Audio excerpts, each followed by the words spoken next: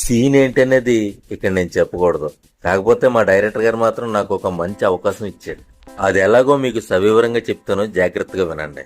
ఒకరోజు అమలాపురంలో ఆడిషన్ జరుగుతుందని తెలిసి సడన్ గా వెళ్ళాను. అక్కడ మా కాస్టింగ్ డైరెక్టర్ దుర్గారావు గారు నన్ను రిసీవ్ చేసుకుని లోపలికి పంపించారు.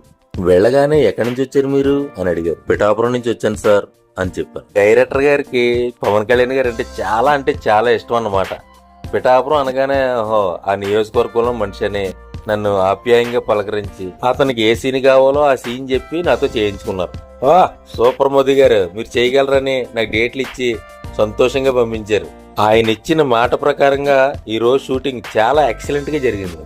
డైరెక్టర్ గారు, మీ సమక్షంలో హీరో యతీంద్ర గారు, జూనియర్ శోభన్ బాబు గారు, సహజ నటి శ్రీలక్ష్మి గారితో కలిసి పనిచేయడం చాలా అంటే చాలా హ్యాపీ అనిపించింది. Thank you so much sir.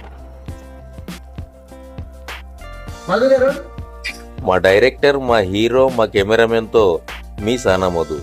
Friends, మీ అందరి ఆశీస్సులు ఎప్పటికీ ఇలా ఉండాలని మనస్ఫూర్తిగా కోరుకుంటున్నాను.